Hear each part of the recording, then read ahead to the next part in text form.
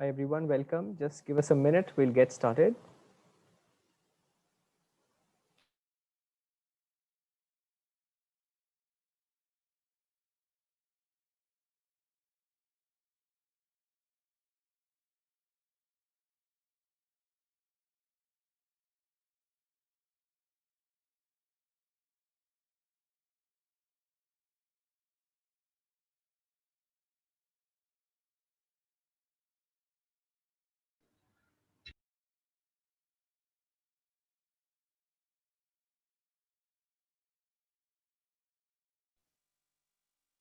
Pravina, can you confirm the attendees list? Can we begin? Uh, can we wait for some more time? It's just 22 right now. How many we are expecting? Some 30, 25, 30. All right, sure.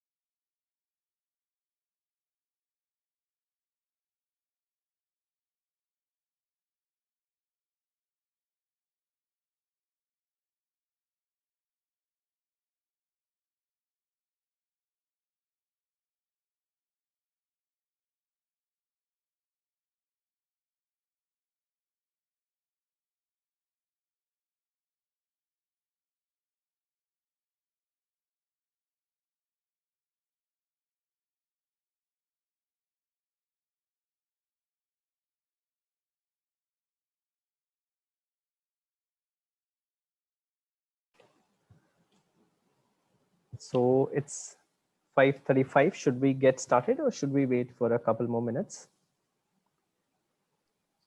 I think, sir, we can get started. So I'll just start. Sure, please. Thank you.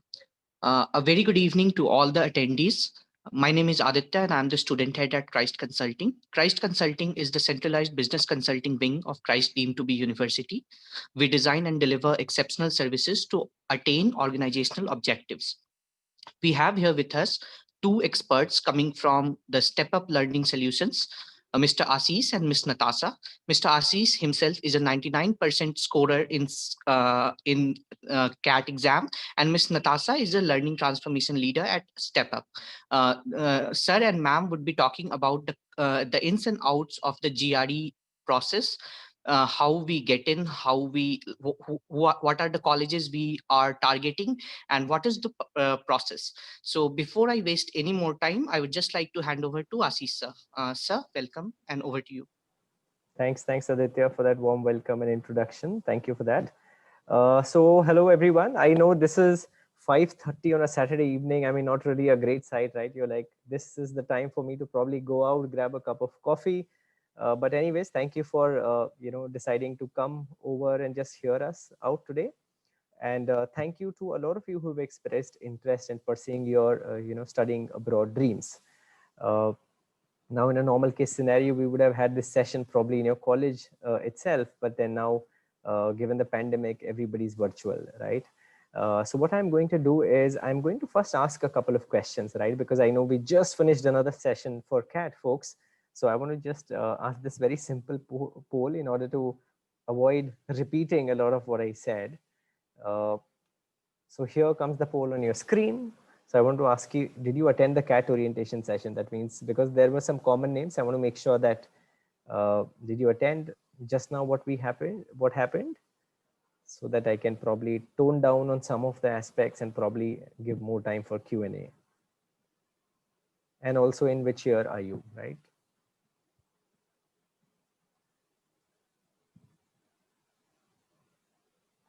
All right.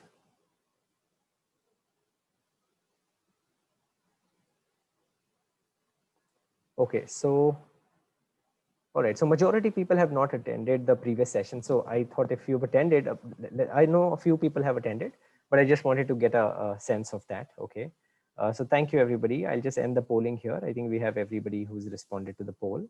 Thank you for that. All right. Now let me just close this and let me share my screen now. All right. So GRE 2021. Okay. Now in our agenda today, we'll talk a little bit about the firm Step Up. We will talk about what are the advantages, right, and what are some of the things that you should consider, right, when planning to study abroad. Let me know at any point of time you're not able to hear me clearly, or the pace of how I talk is fast or slow due to the internet connection fluctuation. So please let me know that. We will talk about the GRE eligibility and a little more details about the GRE exam. We will talk about our GRE offering, right, in collaboration with Christ, right? What is that offering? We will talk about the faculties who will pitch in this program, including me, as well as a lot of learned professors from Christ, as well as some of our other test prep experts. And we'll also share what are the artifacts that you'll be receiving from us, and then we'll get on to the frequently asked questions, right? Okay. So a little bit about the firm. So we've been in this space for a long time now. The team have a collective experience of 50 plus years. A lot of people have spent decades in the test prep, preparing for GRE, GMAT, CAT, and various other aptitude exams. We train with a lot of colleges in India, not just for campus placements, but for also a lot of competitive exams like the one we are discussing today. We believe in a very blended learning methodology where we say, hey, it's not just about attending live sessions, it's about pre-recording sessions also. It's also about some activities that you have to do, some homework that you have to do, some tests that you have to take. And we also have a online learning portal which sort of supports us with that, where you can take mock tests, you can see the leaderboard, who's doing how well, and you also get to see your strengths, your accuracy, your speed, and a lot of other support. So that's a bit about the company. Now, why study abroad, and why GRE, right? So I would say there are some things that come to my mind when I think about studying abroad, right? So one is that, see, whatever said and done, I mean, I've worked with Fortune 500 companies. I've worked with my clients or business partners who've been based out of the US or UK and other firms. So I know that whatever it is, right, even though the same MNCs have set up shops in India, a lot of times, and you can take up anything, like you can take up investment banking, you can take up economics. A lot of a lot of dream sort of companies or roles are sometimes based out of developed nations only, right? They do not always come to India. While India has really is taken a few many notches ahead, it's really done a lot of good work, but at the same time, a lot of times, right, the cutting edge work, the media roles are somehow based out in the main offices, right? Be it New York, England, London, so, right? Those offices. So that's one thing. The second thing is the whole aspect of international job prospects. I mean, whatever it is, right? Working in that US, right, or UK or Australia or Canada, right, wherever it is, right, abroad, Dubai, right, Singapore, right, whatever the country that you can think of, always gives you that your value add, and it's a different culture to be in, right? It's a lot of dream for a lot of people, right, saying that, okay, I want to go and study abroad, have my peers from all over the world, right? So definitely the dream companies and roles is definitely one thing that comes to my mind. Second is the whole alumni status of, you know, somebody who's a, you know, Harvard grad, or a, you know, or a you know, Oxford grad or a LEC grad, or whatever it is, right? So I mean, that status itself is one thing. Then second is the whole cultural exchange, because you're meeting people from all walks of life, you're meeting people from different countries. I think that really certainly is a value add, right? The kind of money, the spending is done on the education, right? Your pedagogy, your research, the access that really you have to the learning material, the quality of education, right? I'm not saying quality of education is not high in India, right? In a good university like yours, it is, but I'm saying even a few notches ahead, right? Of course, you have like world's best universities and institutions for more than 100, 200 years, right, of existence. So definitely that quality of education is something that you always have. And finally, of course, right, uh, if let's say, right, you get an opportunity abroad, not just that rich experience and you're always respected when you come back to India. I know so many of our leaders, the presidents and, you know, things like that, who had to take up, you know, very nice roles here, right? And obviously that advantage is always given to you because you were closer to probably the head office, and you had a stint abroad, and, you know, all of those things give you that little bit of an edge advantage. And nothing like it if you can start up even with a job outside, right? Sometimes even value for people who study abroad but come back to India is there, right? But obviously you have to land up a good role, because you're obviously incurring a slightly higher cost, right? Of course, like imagine if you're going to Harvard Law School, and I had, you know, my cousin go through that. But I'm saying, of course, your salary is 1 crore plus, right? I mean, your fee is 1 crore plus, right, for that 1 year, right? And but again, that whole brand of, you know, I mean, that's fantastic, right? So that's something you have to figure in, and everybody's situation is a little different. But you know, well-paying jobs, again, salaries in dollars, if you get significant cost savings can be, right? So I know that expenses are also high. You cannot afford a 3 BHK ever in the let's say initial 5 years, no matter which school you're from in New York, obviously, right? Very cramped places, right? So all of that is there. But having said that, I would say that if you get a salary, a good salary abroad, so as you can imagine, a consultant in India versus, let's say, consultant based out of you know, the developed nation, the significant cost savings, right? People grow faster. I used to see people who are from good B schools, people reaching, you know, a certain level, right? It's a little late for people here, right? Maybe the mindset is that have more experience and all that, but in the US, our counterparts were not, they weren't in the big fours, right? So experienced, right? A lot of times I saw they were very easily moving to senior manager positions, right? So I think those, some of those changes are there. But I think if I were to sum up, I think these are the 3 4 things that come to my mind as to why studying abroad, and you know, probably why GRE. Okay, all right. And then when I say studying abroad is analogous to saying studying, you know, by GRE, but let me say here only that there are multiple exams, right? GRE, GMAT again are expected by most international universities across the world. GMAT is typically for an MBA focus, right? Whereas GRE is for MBA as well as other you know, programs, right? That's the only difference. But a lot of top universities, Stanford, this, that, a lot of universities may accept both, right?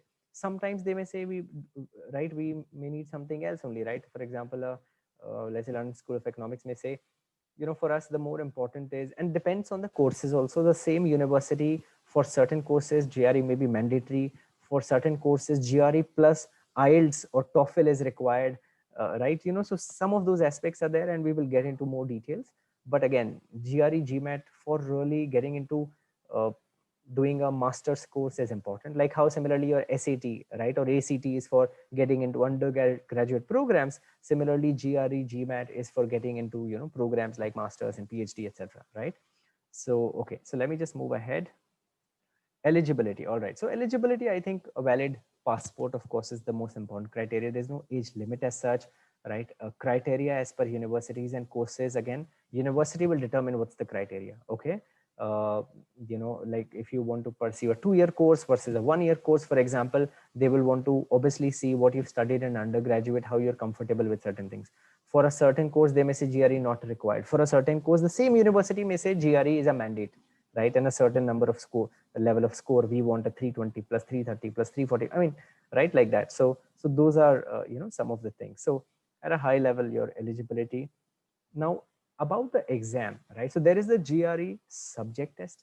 There is the GRE general test. Subject test is again very, very limited. Only some courses will ask for GRE subject test in case they want to check your depth in one subject. Otherwise, the GRE general test is the most common one across, right, countries, right?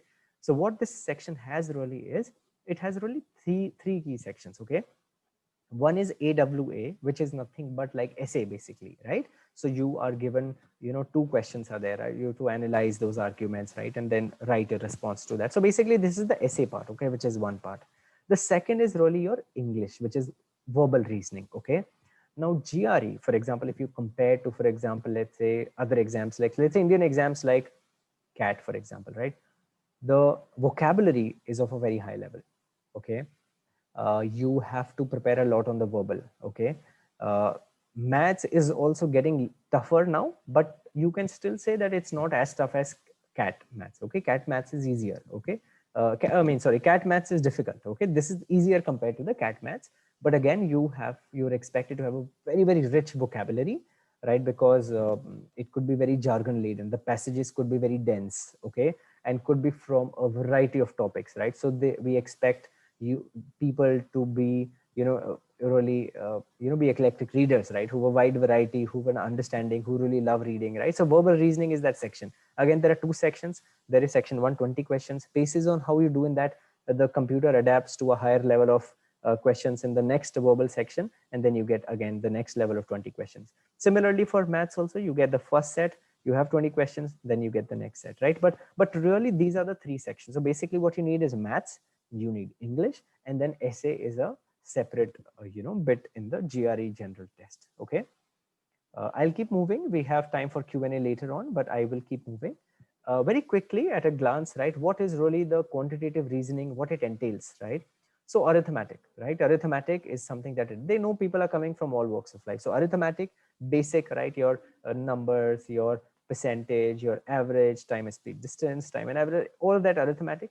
Algebra, right? So for example, again, quadratic equation, linear equations, right? All of that. Geometry mensuration is required, and then data analysis, right? Data interpretation, data analysis is one section where you look at graphs, you understand data, make sense of that data, infer certain details about that. So that's your math section. In verbal reasoning, like I said, reading comprehension, again, ability to understand what the author is trying to say, ability to choose one option over the other, because that gets trickier, right? Critical reasoning, right, is one area, right? Sentence equivalence, right? They may give like 5 options, and you may have to choose like which 2 options can sort of, which mean the same thing, right, as the word, right, that is used in a specific context, right? Which other 2 words can sort of fit in that particular context, right? So not just understanding probably the simple translation, but also having a deeper level of understanding of words as to whether in this context this makes sense or not, right? So people who are well read, and that's why especially for non-native English speakers, right, it may take a long time preparing for these exams, because English may not be your first language, and you may take some time to build that habit of reading and to be able to score well, right, in this particular exam. And then finally, we have the AWA, which is nothing but the analytical, writing assessment, which is analyzing an argument, analyze an issue, right? And as part of our course offering, right, what you'll get is you'll get introductory sessions, you'll get some mid assessment feedback, you will get post assessment, you'll have some quizzes, some practice questions, so that you continue that preparation. And it's not just about some sessions that we are delivering to you, pre-recorded videos, live classes, right? A lot of that things, right? I also wanted to highlight one key thing here is that your final admission into a course of your choice or into a university of your choice is not just dependent on your GRE score, right? While GRE score is mandatory requirement for a lot of courses, somewhere it may not be, right? But even if the GRE is a mandatory requirement, they would also expect you to give them something else. It could be an LOR, right? That means probably from a professor, right? A recommendation letter, right? That means in whatever capacity the professor has interacted with you over a project, over an assignment, what value addition were you able to do during that project, right? So and we give you sessions for that, and you have to plan this in advance 6 months before your LORs have to be ready. You need to, you can, I mean, share even a draft letter, for example, with your faculty saying that, hey, I want you to say something on these lines. You cannot say exact LOR. You can't write and say, hey, just sign and this is my letter of recommendation, but you can certainly suggest. But this is something that they want to see and go through. And then again, letter of recommendation could be 2 or 3. Some universities may say we do not want no more, no less, only 2. Some may say up to 3. That doesn't mean you have to give 3, right? Meaning maximum 3, right? So you can give 2. One maybe little less. I would suggest we recommend 2. I mean, we'll get into more details later on. Then statement of purpose, right? Why is it that you would want to pursue, for example, let's say, just giving an example, right? Let's say MSc Economics from London School of Economics, right? Why you want to study there, right? What is your really purpose? What is it that you wish to accomplish, right? In your larger scheme of things in your career, right? Or why you want to probably pursue an MBA from Harvard Business School, right? So whatever it is, right? So those aspects, right? Then again, your academic scores, for example, right? That will also wane, right? So sometimes it is very clearly written that, you need 60% plus, right? Somewhere they would just ask you to share transcripts, right, of your universities, whatever scores you've got, and they will factor in a lot of those things. Somewhere they may also say IELTS and TOEFL mandatory. Somewhere they may, I mean, IELTS and TOEFL is again a very basic exam. It's just that they want to make sure that, hey, people who are coming from countries where English is not your first language, we want to make sure that you're comfortable in the language of instruction, right? So for example, what if you're undergraduate, they need to make sure that you studied in English and that was the primary language. If that's not, I mean, we don't know, right? So IELTS, TOEFL is more like a basic English level of test where reading, writing, listening, some of speaking, like you have to speak, right, to a prompt, right, respond to a situation. The computer is sort of going to capture to see, hey, how is your accent, right? Is it very, do you have a very thick accent that is not able to understand what you're trying to say, right? Or if I speak, or let's say if a native English speaker is speaking, to make sure that if the professors are speaking or you're able to interact at that, abroad, when you go to your peers, with your, with your librarian, with your, professors, with other people, you're able to sort of be comfortable in the language. So certain high level score is required, okay? Things like that. Okay, so let me also, and I have, some of these aspects, right? But before I go there, let me just share, to show you exactly, right, uh, how this is. So just give me a moment. Let me just share my screen.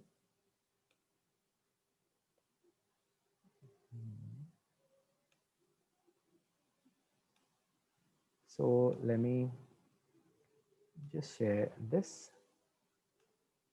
Okay, so as you can see here, right, I hope all of you can see my screen. Yeah, we can see it. Okay, so for example, let's say, Harvard University, so they've mentioned, right, the Graduate School of Arts and Sciences. So every college will also mention, right, required application materials, right, online application form, transcripts, letter of recommendation, GRE. Certain program may require you to submit. Somewhere it may be optional. You may wish to submit. If you want, you can optional, right? So you can, somewhere it is a mandatory requirement, right? Then again, writing samples, some may ask you to write an essay as well. So, right, all of those things are sort of mentioned, right? Statement of purpose. They also give you, like, how is it, right? Similarly, let's say you want to prepare for MBA from Harvard, right? So what all is required, right? GMAT or a GRE result, TOEFL, IELTS required, right? Again, resume is required, right? Some recommendation letters you have to prepare, right? Sometimes you may have an interview, mostly you may not have, right? Again, application status. There's a, they also give you tips, right, as to how long the resume should be, what it should have, what it should not have, a lot of other details, right? Information. Similarly, let's move to another university. Let's say London School of Economics, right? So again, they may have multiple programs. They may say, hey, for this program, we want this to be done, right? This is the fee, £30,000, whatever, right? Approximately, this is the GRE is required for all applicants, right? For example, here mentioned, right? And for this particular program, it's a 22 months full-time program. There could also be a 1-year program that the university may have, right? Then you may say, okay, how do I apply? Am I eligible to apply? All of these, do I need a GRE? All of those details are sort of, mentioned, and, we will discuss that. But I just wanted to highlight this in front of everybody. Okay, so different universities, different, criteria, but again, that's how it is. But I just wanted to highlight that GRE is not the only thing, right? GRE is a very key thing. And the reason is it's a standardized test. People come from all countries, right? How do we know, like, where do they stand, right? So what these colleges, universities are doing, they're saying, okay, one thing that we can trust, because everybody has taken the same test, is GRE. So that's how it's made a standardized test where they can really plot everybody. And then they say, okay, now this makes sense. This gives us enough proof, because I don't know, right? In a certain system of education, 90% is good enough. A certain education, it may be just average, right? So things like that, right? Then again, GRE offering. So what is it that we are offering, right? So minimum 60 hours of live sessions, right? And not just live sessions. We believe in a blended, approach wherein you have a lot of doubt sessions. You have some pre-recorded videos, right? So for example, let me just, just a sample, just to share with all of you, right? So let's say, for example, you have the data analysis, right? In quantitative reasoning. Similarly, you'll get a lot of videos like that, but I'm just sharing. How do we read line graphs? What is the information that is present from company Y is less than company X, because company Y, the exports in this year is how much? 40 crores.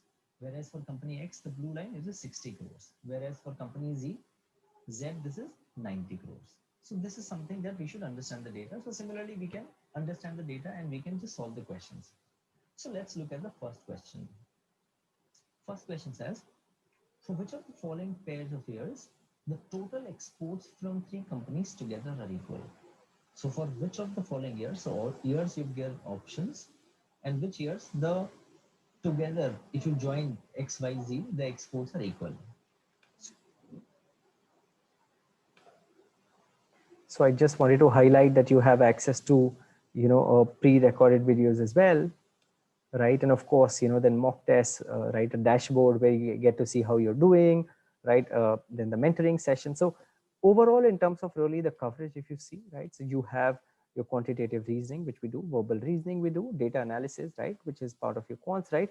AWA, right? So these are really the 4 key things from a subject specific, right? In addition, we provide you some, sessions, right, as to guide you towards scholarships, right, towards application support, right? And Natasha also helps supporting, right, people's SOPs, right, people's statement of purpose, right, as to how should it be worded, what kind of messaging should be there, right, how should typically LORs be written, are there any standard formats, right, and general things about support for IELTS and TOEFL, which is an easy exam, but still, if you don't know that, okay, in this university it's required, how do I prep for it, all of that basic support is what we also provide you, right? So all in all, this is really the GRE offering, right, that we are offering all of you.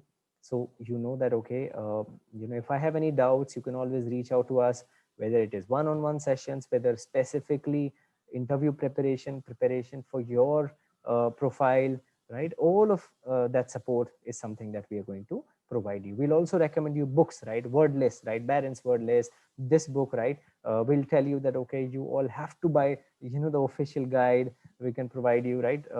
We will also share, of course, with you material, right? For every session, for every topic, right?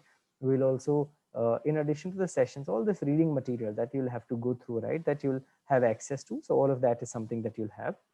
And then of course, right, you have expert faculty supporting you, right? People who are, aptitude trainers from top colleges in India, people who've scored 99 percentile in CAT, and Dhruv, Prakash, we have trained hundreds and thousands of students, right, for various exams, right? GRE, GMAT, right? CAT, ZAT, right? IAS, and a lot of other aptitude exams, right, in the test prep industry. So we just wanted to share that. We also have with us the excellent support of Christ faculties, right? So we have, people supporting us on both on mathematics and as well as, your essay and your verbal sessions, right, as well. So we just wanted to highlight with you that, right? So you get sort of, material, digital copies of everything. You get access to our online portal, you get videos, you get, even you get, these live sessions. And in case you miss a live session, we also, in those cases, provide you recording of those sessions, right, in case you miss it. But that's really all the support that you have from us, okay? Additionally, what you, so yeah, so this is really about our offering. There are some FAQs, and I know that there may be some questions from your side, so we'll give you some time. But normally people ask some questions like, what are the class timings, right? So we would say that, hey, class timings are something which is agreed I mean, mutually decided, right? Basis on the people who are joining. I know, some of you may be from different campuses, some of you may be from different courses. So obviously we will keep into mind, like, when your exams are, and what are the timings that suit everybody. Mostly the sessions are on weekends, right? And we share with you a lot of those aspects, right? GRE application cost, all of these questions is what we typically help answer. uh, the fee is something that we have mentioned, I think, already. So you may already know, how much is your fee. Again, I think it is 15,340. And, I know that a lot of people have already made payments, right? Some of you, I think, were waiting for this session, right, to ask your questions. And yeah, I think one of the things that I failed to mention is that, for example, let's say you're appearing for 2021, for example, I'm just giving, right? And if, let's say, you are appearing this exam 2021, and if you've taken GRE in 2015, right, you're not eligible, right, to use that scorecard. Okay, so basically the scorecard is valid for 5 years. So that's the advantage, right? Basically, meaning, let's say, for example, you have your GRE score and you start working, for example, no problem, as long as from the date of GRE test and when you're applying, it should not be more than 5 years. That's the only bit. But basically, whether you're in first year, you're in second year or third year, you can always take up the test, right? But whenever you're applying, it should not be more than 5 years old, right? So let's say you're applying in 2022 or 2020, let's say you're applying in 2020, 25, for example, right, to go abroad. But your exam should not have been taken in 2019. 2020 and beyond is fine, right? So those are some of the nuances that you should know. Okay. And you can take GRE at any point of time. In fact, like, some countries also allow to take it in person, but in India and all, I mean, mostly it is not physical centers. I mean, mostly it is online, right? Not a physical pen and paper test, right? And online, again, after every 21 days you can take. So that's not a problem. There's a fee for the GRE exam, a few $100. So you need to obviously take care of that. And we will provide you with a lot of those support. Maybe I will stop here now talking. I think I've spoken a lot. I think I shared a lot of information, but I wanted this session to be, just really answer your questions, right? So please feel free to put your questions in the chat, or you can unmute yourself and talk. I'll be happy to take any questions that you may have.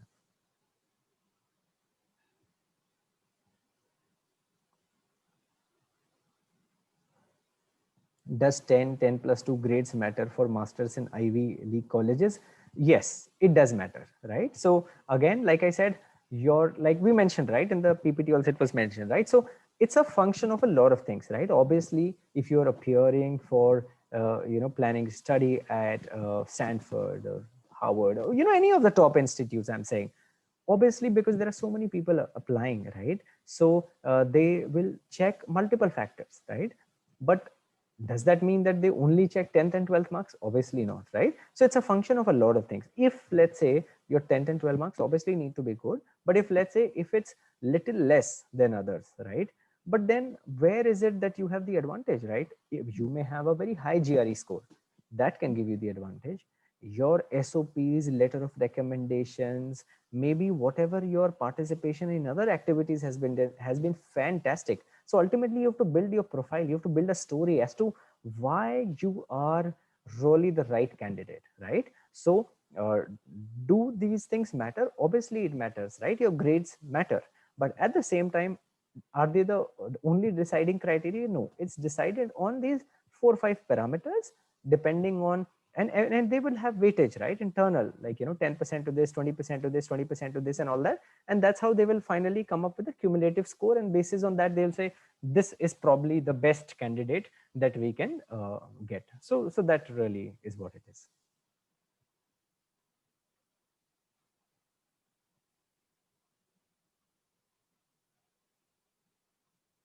Natasha, would you like to share some details on the payment, or other details? I know the dates you've moved, right? So would you like to share some details here? Sure. So as far as the next steps go, at the end, we'll shortly send you all an email which has the QR code using which you all can make the payment. The batches should start by next weekend, and the last date for making the payment is the 12th. So while it was initially supposed to be today, we've received a few requests for extensions. So we'll wrap up the payments and start finalizing the class schedule on the 12th. So Vaishnavi has a question on the class schedule. So Vaishnavi, at this point, we know that the classes will be on weekends, so every Saturday and Sunday. But as far as the timings go, we'll finalize that once we have a batch formed.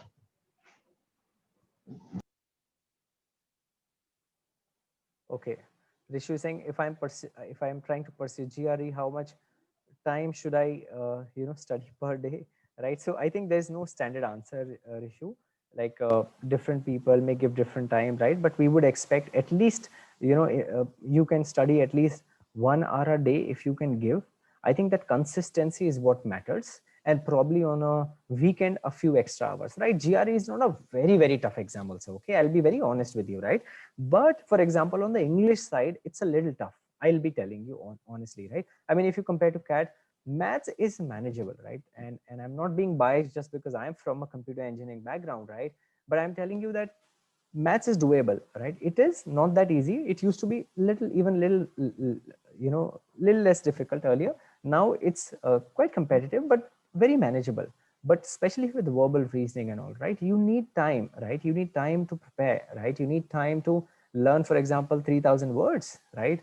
You need to have vocabulary, and you need to really know words, because you're going to study with native English speakers, right? So all that takes time. But I would suggest 1 hour a day, and if you can at least spend, right, 2-3 hours on the weekend, right, I think that is really good.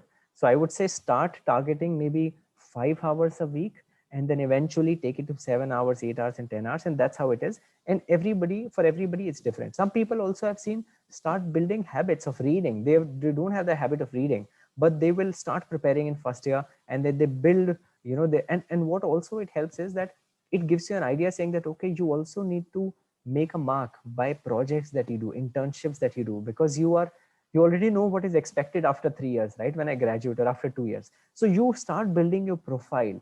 You start having those professors who you will reach out to for letters of recommendation. You start seeing what are the kind of projects that I can do, and something that can actually add value to the society, not doing a project for the sake of it, getting a certificate from somebody, not that. Real value addition, and where you really make a mark. So your application stands out from your other peers, right? And that needs thought. That needs, you have to have a personal brand of your own. You have to have a story as to why your profile should stand out, right, from others. Okay. So all of those things matter. Okay. All right. Uh, what how much time should one give? Okay, so like I said, right, so for example, if you're on first year, I would say don't worry about taking it in the next 3 months, 4 months, right? So you anyways have this preparation going on, right, for 2021. Take it the next year, right? There is no harm, there is no rush, right? Yes, the only thing is, whenever you're applying for university, you have to give enough notice to the university, because your scores have to come, the scores have to directly reach the university, all of those things take time. So I wouldn't say you to rush it and take up just before the admissions are starting, but obviously you can take time and say, okay, I'll take, in 2022, for example, because I'm just now only in first year, right? So for example, or 2020, in second year is when typically people take, right? Some people take in third year also, right? So, and this is the time you can give it time, right? If let's say you keep your score, but maybe you start studying for 1 or 2 years, and probably later on you want to go abroad, maybe you want to, this is the right time to study. So you build up that profile, right? But you also have a good GRE score, and maybe you apply after 2 years of work experience, no problem with that, right?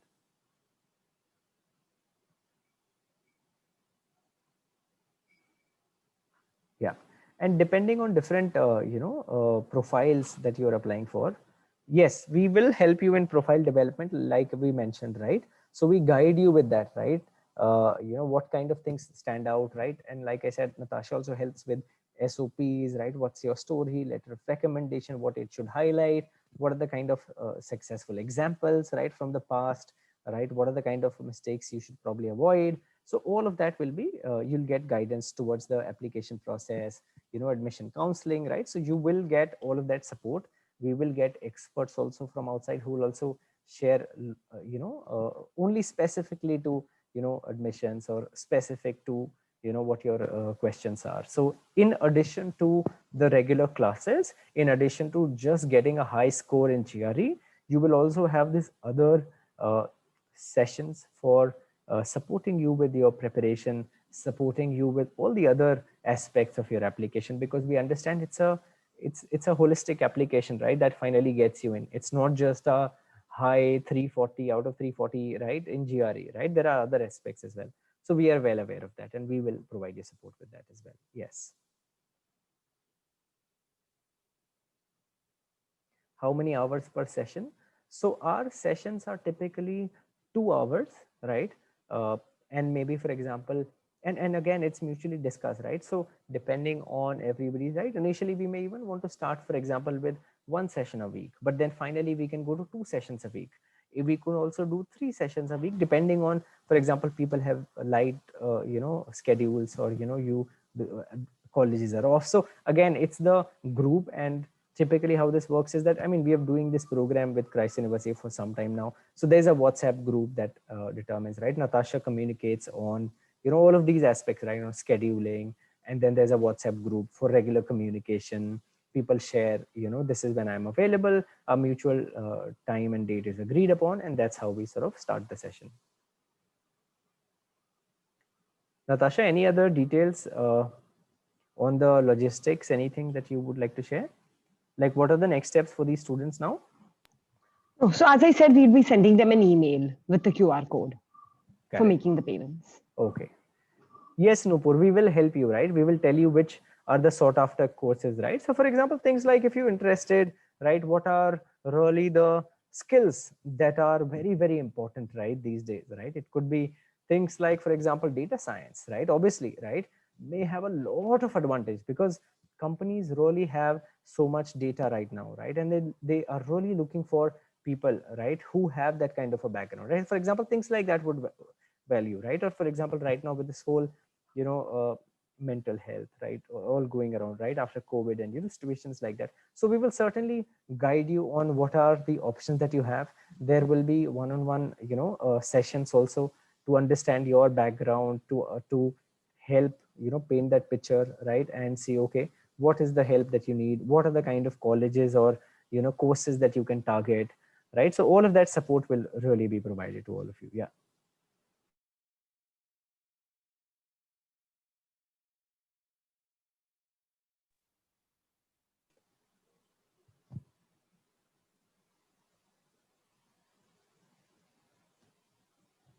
So, good evening, sir. yes. I have a question that wasn't answered in the chat box. Yes, please. I haven't studied maths in my 11th and 12th. I'm a psychology student. I've studied physics, chemistry, and bio along with psychology. And I'm currently pursuing psych in my undergrad as well. I'm a second year student. So I basically lost touch with maths.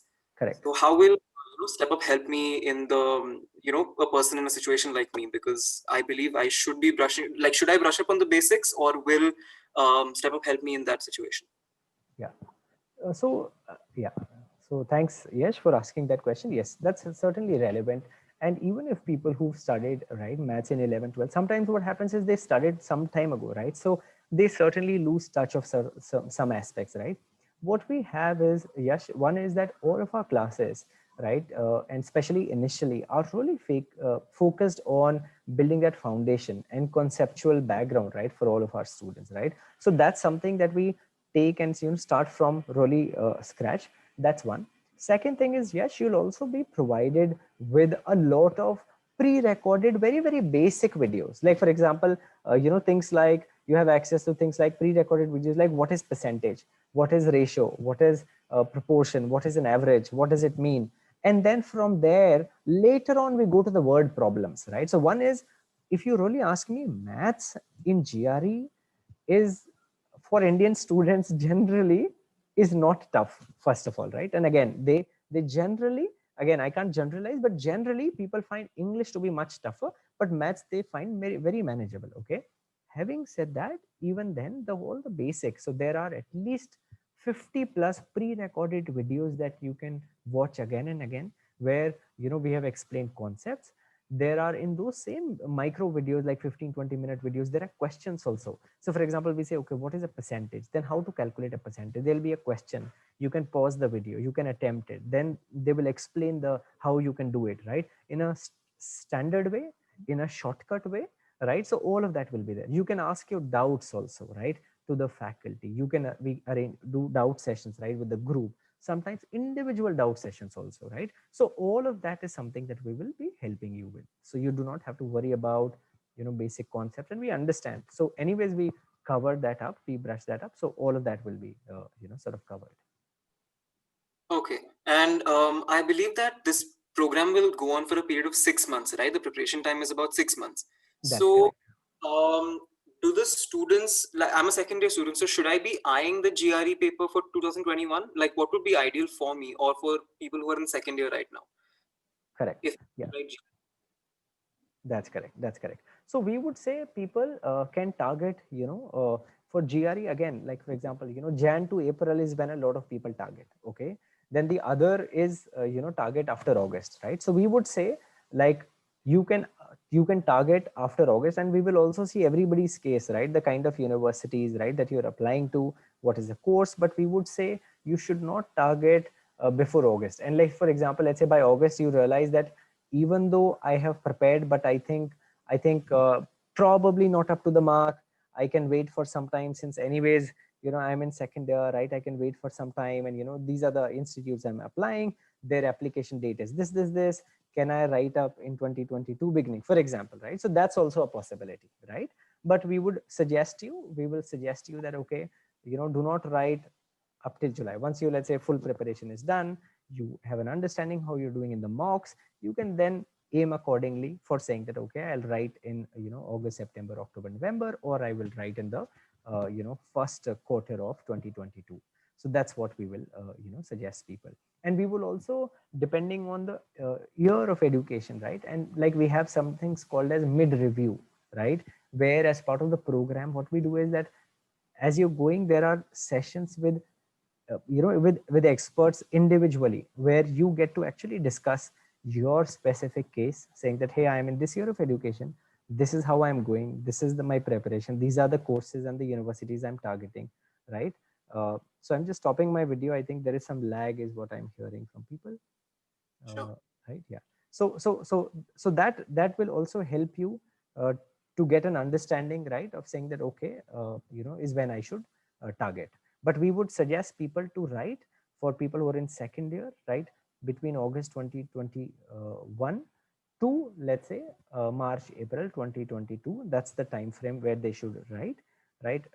If you are good on your preparation, probably write in August, September, because you're in that flow, you have been with the classes, you're really in the right flow, right? But if, let's say, somebody who said, okay, I did initially, but then a little bit the focus was not there, I haven't done a lot of self study, you know, and I need some more help, so they can continue to practice, right? You know, and they will have access to our learning resources for 1 year, right? So that's not a problem, right? So for example, you will have that access, right? So that should not be a problem, but we will guide you, you know, accordingly.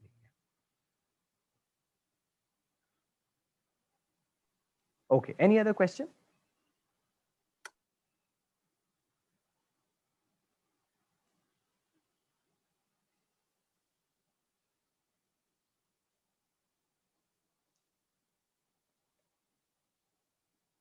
I'm sorry if I'm making a repeat. Are classes only on weekends? Yes, classes are only on weekends, given that we have people joining us from different courses, and you know, one time may not work for somebody else. So we will make sure that the timings are decided. Timings are in such a way that it works for everybody, right? We do not want two people to say it doesn't work for us, right? Because they may have genuine reasons, right?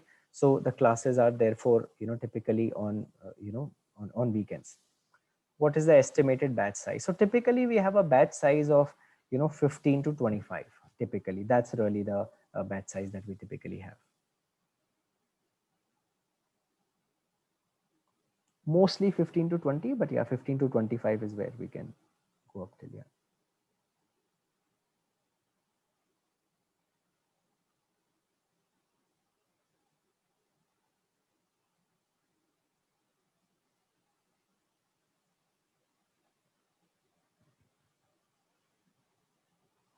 All right. So I think I know we have 5 more minutes. I think we. Oh no, we are in fact 5 extra, right? Okay, we were supposed to end at 6:15, but I hope we have answered most of your questions. Natasha, will you send an email after this session to the students? Yes, we'll be doing that. All right. So Natasha will circulate an email sharing with you the last date for payment, what's the payment, and the QR code, and how can you make the payment. And yeah, we will take it from there. So I look forward to seeing all of you in the batches. I know a lot of you have already made payment, but for the rest, people who were saying that, we need some more time, I think by 12th is the last date, right, to make the payment. So yeah. Thank you everybody for attending the session. And I think with that, Aditya, over to you. Again, I'm repeating. I hope all the people here have filled the form. If so,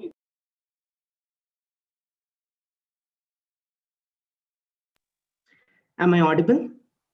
Yes, you are. Yeah, thank you. So thank you, Ashish sir and Natasha ma'am, for this wonderful session. I'm sure this session would have given the participant more clarity on GRE training. Thank you, Anamika ma'am, for your constant support. I also thank our participants for joining this orientation. Participants, kindly note, the payment link will be sent to your mail after the session. We look forward to your participation. Please, I'm so sorry. Please feel free to write to us for any queries. Our team will jot down the email IDs in the chat window. You can take it from there. Thank you. Thank you very much. Thanks and good weekend, everyone. Bye-bye.